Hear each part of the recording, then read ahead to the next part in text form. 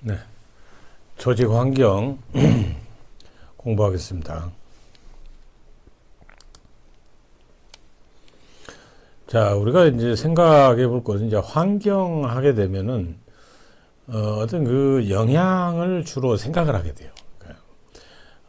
어떤 영향을 받는다 환경에 주로 이런 생각을 많이 하게 되는데 그도 그럴 것이 이 보면은 사회적 환경, 그 다음에 어떤 그 일을 하는 데 있어서의 과업적 환경, 그리고 그 내부에 있는 어떤 환경들이 또 있단 말이에요. 이런 것들은 주로 구조나 내부 구조나 어떤 조직으로 보면 구조나 문화나 이런 것들을 주로, 그 다음에 어떤 뭐 1차원적이냐 2차원적이냐 이런 차원을 좀 보는 거고요. 그 다음에 이제 경제적인 부분이냐 사회문화적 부분이냐 정치적인 부분이냐 그 다음에 기술적인 부분이냐 이런 부분들의 환경적인 영향들을 우리가 이야기를 하게 됩니다. 뭐 예를 들어서 이제 기업으로 지금 얘기를 하고 있습니다만은, 자 여기에도 지금 환경, 자 환경이죠. 자 환경은 아까도 얘기를 했습니다만은 문화에 상당한 영향을 미치고 있고요. 그 다음에 여기 보면은 굉장히 그 피지컬한 그런 구조, 예. 그리고 소셜한 그런 구조, 예. 뭐 사회 구조나 어떤 물리적 구조나 뭐 이런 것들을 우리가 또 뭐 우리가 뭐 어떤 그 외부적인 그런 그런 어떤 피지컬한 스트럭처, 즉 그런 구조, 외부적으로 어떤 그 드러나는 그런 어떤 우리 뭐 인간으로 보면 어떤 뭐 신체적인 부분이라든지 체력적인 부분 이걸 합한 걸 우리가 피지컬이라고 하는데, 그 사회 구조와 대비해서 그런 어떤 물리적 구조 또는 어떤 신체적인 어떤 그런 부분들을 담보할 수 있는 그런 구조들, 이런 것들까지 다 포함하는 거죠. 피지컬 스트럭처는. 자, 그리고 이제 공학적 구조, 뭐 기술공학적 부분들, 이런 부분들이 전부 환경과 매칭이 돼 있다는 거죠. 따라서 이 환경은 굉장히 중요한 거죠. 그래서 그렇기 때문에 이제 조직의 환경, 이 조직의 오가나이제이셔널 인바이러먼트, 이 조직 환경이라고 하는 거, 여기에 보면, 조직 환경이라는 것은 여기에 이 그림에도 보면은 이렇게 조직이라고 하는 것을 이렇게 나타내고 있습니다. 조직 환경이라는 건 이제 경계를 생각해야 할 수밖에 없어요. 그래서 조직의 경계가 있으면은 그 조직의 경계라고 하는 이 조직이라는 게 있으면 이 조직의 일단 경계 부분, 이 경계 부분에 해당되는 부분에 밖에 놓여 있는 이러한 부분들을 전부 다 우리는 뭐라고 한다? 조직 환경이다. 즉 조직이라는 걸 둘러싸고 있는 그러한 어떤 뭐 힘이라든가 포스, 힘이라든지, 그다음에 어떤 자원, 뭐 이런 게 그런데 미치는 그 잠재적인 힘까지도 포함하는 이런 것들을 우리는 환경적인 요소다. 그래서 조직 환경이라고 얘기해요.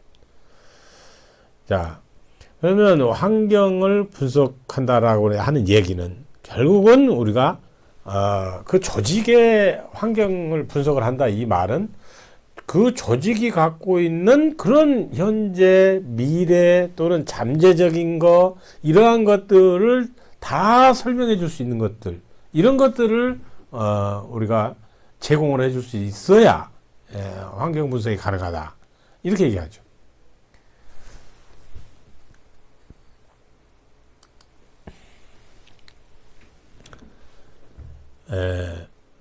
조직 환경에서 이제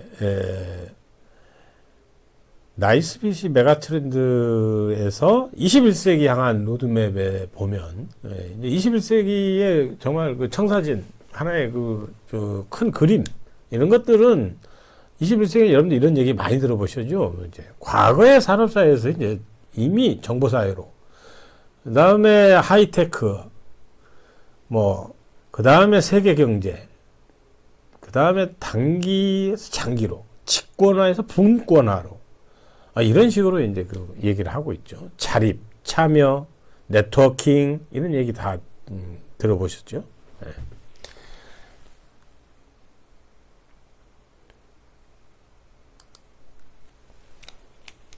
자, 우리가 환경에서 빼놓지 말아야 될 것, 아주 중요한 거, 불확실성이죠. 네. 환경이 이 불확실한 부분들, 그러니까 환경 변화에 대해서 어떤 충분한 정보를 갖지 못하고 있는 관리자가 있다고 한다면 이거는 진짜 그 불확실성에 노출되어 있다고 볼 수가 있겠죠. 따라서 충분한 정보를 소유하지 못하는 그러한 상황을 우리는 불확실성이다, 이렇게 얘기를 할 수가 있어요. 그래서 로버트 덩칸은 두 가지의 환경적 차원을 갖고 설명을 합니다. 그래서 환경의 복잡성 부분에서 단순 복잡 차원이냐, 그 다음에 환경 변화에서 안정적인 것이냐, 그 다음에 다이나믹한 동태적인 것이냐, 이 차원으로 놓고 환경적 차원을 설명을 하고 있어요. 자, 아무래도 우리가 이 복잡하지만은 환경 변화가 안정적이면서도 또 복잡한 그런 것은 예를 들면 대학 같은 경우를 얘기를 들고 있어요. 그 다음에 굉장히 다이나믹하면서, 즉 동태적이면서 단순하다, 이런 것은 패션 디자인이다. 그 다음에 다이나믹하면서도 굉장히 복잡하다, 이런 것은 전자회사 같은 예를 들고 있어요. 특히 여기는 이제 이런 경우는 여기 부분은 높은 불확실성이 존재할 수밖에 없는 것이죠. 네.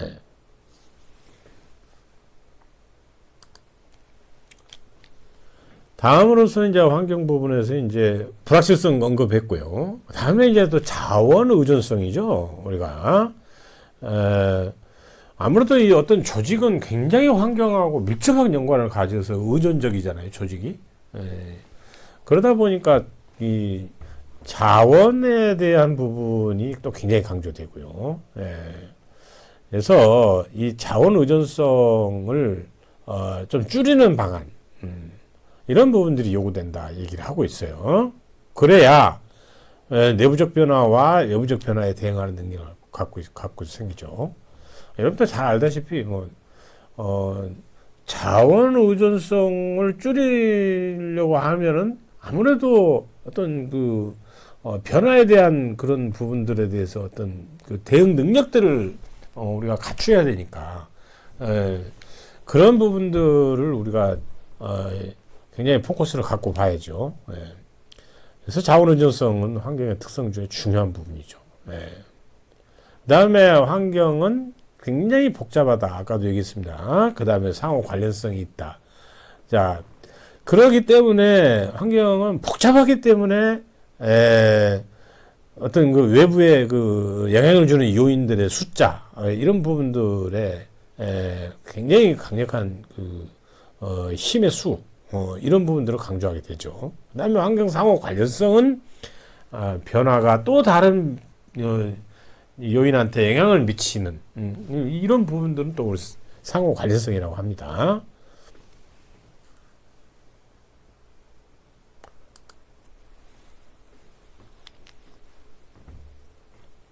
다음에 이제 우리가 이거는 이제 내부 환경이고요. 그다음에 외부 환경으로 이렇게 표현을 합니다.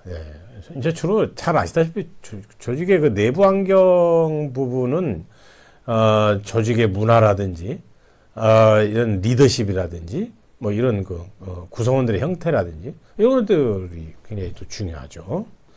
외부적인 환경, 이 부분들은 이제 흔히 우리가 여러분들 이제 그 스와트를 보시면 이 스와트의 SW라고 하는 게 이제 강점과 약점이지 않겠습니까? 이러한 것들은 주로 내부와 연관이 많이 되고요. 그 다음에 OT 부분, 즉 스와트의 이 OT 부분, 이게는 이제 기회와 어떤 위협이니까 기회와 위협 같은 경우는 아무래도 외부의 연관이 많이 되죠. 예. 그래서 우리가 그 스와트 분석할 때 이제 내부적인 부분의 강점과 약점이 뭐냐 하는 걸 빨리 찾아내고, 그다음에 외부적인 부분에서 기회 요인이 되느냐 위협 요인이 되느냐, 요걸 가지고서 또 다시 이제 전략적인 부분들을 우리가 또 만들어낼 수가 있죠. 예. 많이 나오는 부분들이죠. 에머리어 티스 분류가 이제 있는데, 이거는 이분들은 환경적인 그 구조, 그런 것을 보고 관리적인 부분들을 어떻게 적용할 거냐, 이것들을 인간관계 구조와 그 특징, 조직적 반응을 놓고 이야기를 하고 있어요. 그렇기 때문에 굉장히 그 환경적 구조에 있어서 인간관계 구조적인 부분을 봤을 때 불안하고 반응적인 부분이다. 이런 부분들은 특징이 어떻게 나타나느냐, 외부 요인들이 조직의 변화에 반응을 하면서 또 역으로도 반응을 하고, 뭐 이런 부분들이 있기 때문에 아무래도 그 조직이 대규모이고, 그 다음에 잘 보이는 가시적, 불가시적이 아니라 잘 보이는 형태, 이런 경우의 특징을 갖고 있어요. 그래서 이제 뭐 예측 가능한 이런 부분들 계획하고, 이런 부분들을 잘 보고 그 대항 수단을 만들고, 이런 것들을 조직적 반응에서 보여주는 것이 이런 분류에 해당됩니다. 그래서 불안과 반응 정도. 뭐 소용돌이 장이라고 하는 것은 이제 굉장히 변화하고 그런 부분들이 심하게 집합적인 부분들, 그다음에 환경을 해석하고 생존하기 위해 뭐 정하는 조직적 반응을 봤을 때, 이런 것을 이제 인간관계 구조에서 소용돌이 장이다, 이렇게 분류를 해놓고 있습니다. 그 다음에 이제 터블런트 인바이러먼트라고 있어요. 뭐 그림에도 보면 굉장히 이제 격동적인 그런 부분들을 우리가 볼 수 있죠. 자, 그 특징들은 어떠냐? 이거는 지속적으로 변화하는 생산품 또는 서비스, 그죠? 프로덕트나 서비스 같은 거. 그 다음에 경쟁자가 변화무쌍할 때, 뭐 이런 것이죠. 그다음에 상호작용을 반영하는 그 예측할 수 없는 그런 어떤 정부의 활동이라든지 이런 부분들이죠. 그다음에 이제 뭐 대규모 시민들의 가치라든지 이런 것들이 막 급격히 변화되는 거. 그 행태, 즉 비헤이버죠. 행동이 크게 변한다든지, 가치의 변화라든지 이런 부분들. 이럴 때는 이제 우리가 격동적 환경이다, 이렇게 얘기를 하죠. 미래는 더 이런 환경들이 더 많이 우리가 조우하게 되는 환경들이에요. 자, 그리고 이제 그 환경적인 부분에서 이제 특히 우리가 그 유념해야 될 것은, 그러니까 우리가 예측이 좀 어려워요. 우리가 그래서 예측이 굉장히 어렵기 때문에 예측도 가능하지도 않아. 예측 불가능성. 그 다음에 복잡해. 이런 것들을 가지고서 4차원, 이제 차원을 가지고서 네 가지 환경, 유형을 만들어 보니까 환경을 이렇게 볼 수가 있어요. 안정적이냐, 다양하냐, 그리고 지역적으로 격렬하냐, 정말 격렬하냐, 이런 것을 얘기를 듣고 있죠. 그래서 가장 격동적 환경은 아까도 얘기했습니다만 복잡성이 높고, 그 다음에 예측 불가능성이 가장 높을 때, 이때 이제 우리가 이런 현상들이 나타난다라고 볼 수가 있겠죠.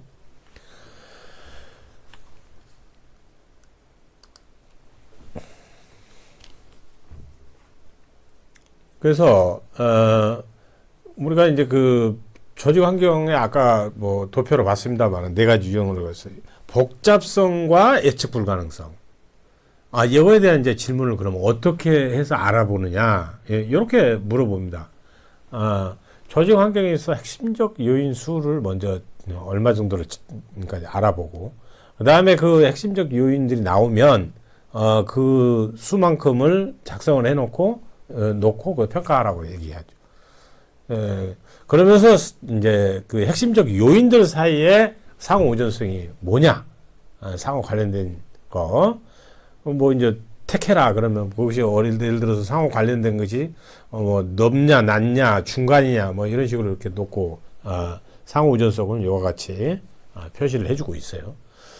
그 다음에 아까 제가 말씀드린 이제 요인 수를 놓고 1에서 3, 4, 6 이렇게 해서 10 이상으로 이렇게 놓고요. 자, 이렇게 놓고 각 핵심적 요인들 예측 불가능 척도의 점수를 이제 이렇게 다 각각 다 부여해 놨죠. 이렇게. 이런 방식으로 우리가 질문과 표를 만들어낼 수가 있어요. 그다음에 이제 환경 분석에 뭐 우리가 분석하는 그 어프로치 방법, 접근 방법이 있어요. 이건 이제 여러분들 잘 아시다시피 이것들은 전부 주사형으로 파내는 거죠. 그래서 주사형으로 스캐닝하는 모델이라고 하는 거죠. 그래서 프란시스 아길러가 이렇게 이 주사형과 관련해서는 이렇게 얘기를 하고 있죠. 목표가 불명확한 거, 그 다음에 조건화된 거, 비공식적인 거, 공식적인 거, 뭐 이렇게 나눠놓고 있어요.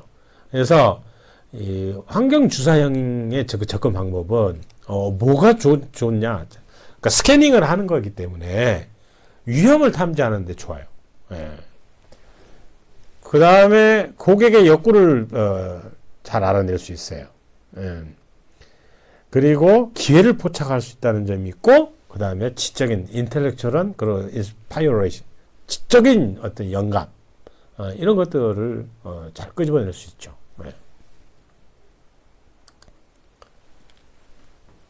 뭐 주사 시스템이라고 하는 것도 역시 이제 보면은 불규칙한 시스템이 있고 주기적인 시스템이 있고 연속적인 시스템이 있다.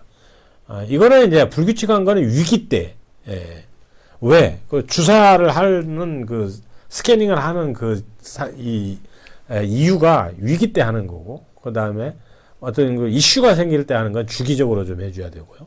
연속 시스템으로 갈 때는 이제 여기 보면 스포트라이트 기회라고 하는, 그러니까 스포팅 어퍼튜니티라고 합니다. 그럴 때 그 주사하는 그 이유를 얘기를 하고 있죠. 나머지 부분들은 참고하시면 됩니다. 그리고 이제 아까 스캐닝 주사에 대해서 얘기를 계속 지금 하고 있기 때문에 우리가 그 주사라는 거 이것은 이제 환경 변화 잘 탐지하기 위해서 하는 거라고 했죠. 환경 요소에 대해서 전반적 감시도 하고. 그래서 이제 모니터링이 또 중요하겠죠. 그러니까 주사를 하고 난 뒤에 이제 모니터링. 이거는 또 굉장히 또 우리가 생각해 봤을 때 중요한 부분이에요. 왜냐하면 주사 과정에서 밝혀진 그러한 것들을 체계적으로 추적하고 이렇게 바로 이제 우리가 흔히 모니터링이라는 용어를 써요. 그렇게 해서 우리가 포캐스팅 하죠. 그 다음에 어세스먼트 즉 그 평가 쪽으로 가는 거예요. 어세싱을 하는 거죠. 이거는 이제 포터가 블랙과 함께 얘기를 하는 환경적 주사라고 하는 부분이에요. 그러니까 이거는 이제 뭐 처음에 디파인 정의 내리고요. 그 다음에 인식을 레커그나이즈 인식을 하고 그런 다음에 이제 분석을 하면서 적용을 하는 거죠.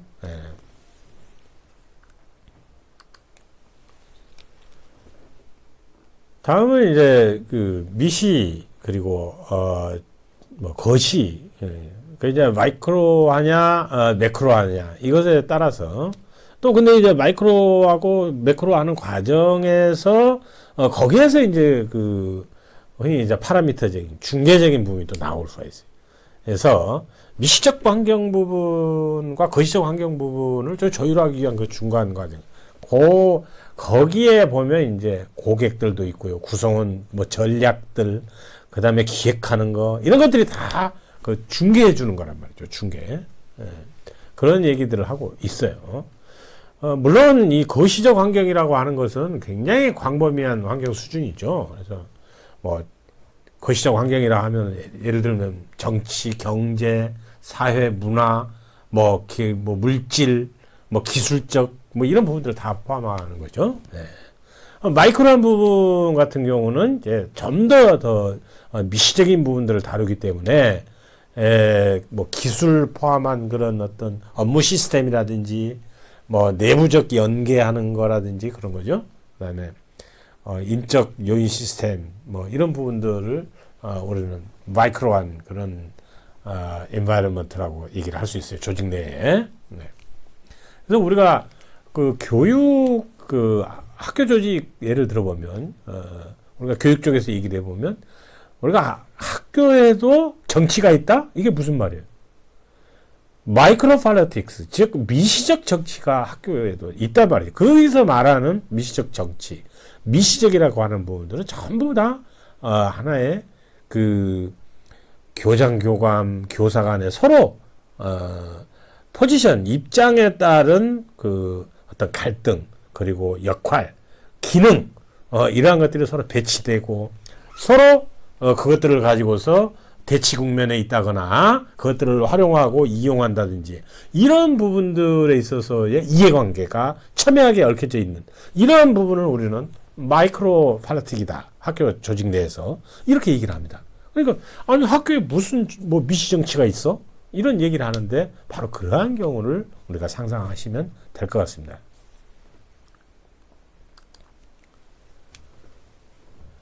다음에 이제 뭐 그 포터 같은 경우, 포터는 뭐 원래 그 힘을 분석한 사람으로 유명한 사람이에요. 이 그 5가지 힘이 어떤 그 비즈니스 전략 개발에 아주 중요하다 이렇게 하면서 경쟁 우위라고 하는 그 국가의 경쟁 우위라고 하는 그 책을 저술을 하면서 이렇게 얘기를 하죠. 공급자의 힘, 그 5가지가 구매자의 힘, 그 다음에 경쟁의 강도, 대체제, 대체할 수 있는 대체제, 우리가 공공재 뭐 이런 얘기를 많이 쓰죠. 대체제가 위협이 되고 새로운 진입에 대한 그런 또 위협, 이러한 것도 아주 굉장히 중요한 그 5가지의 그 힘을 분석을 해놓은 거예요. 네. 그러한 위협적인 그런 경쟁 강도의 힘이라든지 대체적인 위협에 대한 그러한 포스라든지 새로운 진입에 대한 위협 그런 어떤 포스 이런 것들 다 이야기를 하고 있는 거죠. 네. 여기 잠깐 보면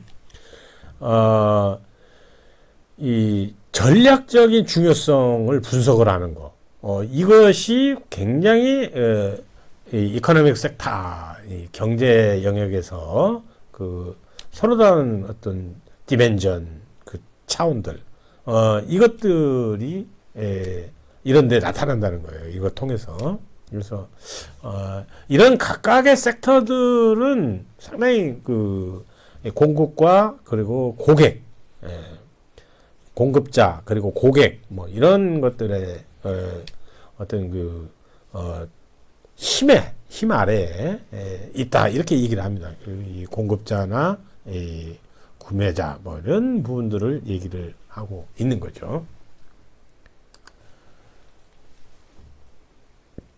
다음은 이제 포터가 5가지 힘 분석 아까 얘기했습니다만 좀 더 자세히 보면 공급자의 힘, 뭐 대체제 위협, 경쟁 강도, 구매자의 힘, 진입 장벽을 좀 더 자세히 지금 설명을 해놨어요. 이것들이 다 결국은 경쟁력으로 연관이 되는 것이에요. 이것들을 통해서 유망한 산업, 뭐 그리고 매력이 없는 산업 이렇게 구분을 해놨어요. 그 유망한 산업은 아무래도 진입장벽이라고 하는 그런 부분에 있어서 이것들이 진입장벽의 위협이 좀 적은 것들, 그 다음에 대체물의 위협이 적고 구매자 협상력이 약하고 공급자 협상력이 약해. 경쟁 강도가 좀 낮고 이런 것들은 이제 유망한 산업이다 이렇게 얘기를 하고요. 참 매력이 없는 비매력적인 산업 같은 경우 진입장벽이 크고 그다음에 대체물도 위협이 커요. 그 다음에 협상력, 구매하는 사람의 협상이나 공급자 협상, 이 협상력이 굉장히 강해지고, 경쟁 강도가 굉장히 높아요. 비매력적인 산업으로 구분하고 있죠. 아길러가 이제 그 PST 분석을 했는데, PST라는 건 다른 게 아니라 앞자를 따서 political, economic, 그 다음에 social한 부분, 그 다음에 technology. 이것을 이제 앞자를 따서 패스트 분석을 하고 한 거예요. 그래서 정치 변화, 경제 변화, 사회 인구력 변화, 그 다음에 기술 변화. 이것들이 굉장히 전체적인 그 환경 영향을 많이 미친다. 우리가 아까 얘기를 했습니다만은 그 매크로한 거시적인 그 환경 안에 들어있는 큰 요소들이에요. 그다음에 또 제가 이것도 얘기를 많이 드렸는데요. 그 개인이 태어나서 죽을 때까지 한 것처럼 조직도 이렇게 라이프 사이클, 생애 주기가 있는 거예요. 그래서 조직도 처음에 이렇게 탄생을 합니다. 그래서 조직 성장을 해요. 그 다음에 조직이 성숙 단계에 이르고 서서히 이제는 쇠퇴하기죠. 쇠퇴해서 내려가죠. 그러면서 이제 사멸이 되고 소멸이 되고. 그래서 그런 그 모든 생물 시스템이나 사회 시스템과 같이 태어나고 성장하고 소멸한다. 이게 바로 조직 생명 주기라고 하는 거죠. 자, 우리가 이제 조직 환경에 대해서 공부를 쭉 했습니다. 자, 그러면 이제 평가해 보겠습니다. 다음 중 환경 분석 과정이 아닌 것이 어떤 것이냐. 그랬죠? 우리가 지금 다 배웠잖아요. 자, 주사, 스캐닝 하는 거죠. 그 다음에 모니터링 했죠. 그 다음에 예측했죠. 그 다음에 평가했죠. 주사하고 모니터링하고 예측하고 평가하고 이런 것들은 다 중요한 환경 분석의 과정이에요. 이 네 가지는 꼭 여러분들 알아두셔야 돼요. 해당 사항이 없는 것은 5번이 되겠죠. 네. 잘하셨어요. 그 다음에 이제 환경 특성을 우리가 보면 굉장히 환경은 불확실성이 있잖아요. 네. 불확실성이라는 뜻이 제가 뭐라고 말씀드렸냐면, 그 충분한 정보를 갖고 있지 못하는 조건. 그렇게 불확실성이라고 그러는 거죠. 그러니까 이제, 어떤 디시전 메이킹을 하는 사람의 입장에서 봤을 때, 환경 변화를 보니까, 이걸 정보가 별로 없어요. 뭐 정말 그런 부분들을 가지고 우리가 얘기를 할 때, 불확실성이라는 얘기를 해요. 자원 의존성이에요, 환경. 그 다음 두 번째 특징이. 그 다음에 상호 관련성이 있고 복잡성이 있다고 그랬어요. 이 네 가지는 꼭 기억하시기 바랍니다. 환경은 이런 특성들을 보이고 있습니다. 다음은 조직 풍토에 대해서 공부하겠습니다. 수고하셨습니다.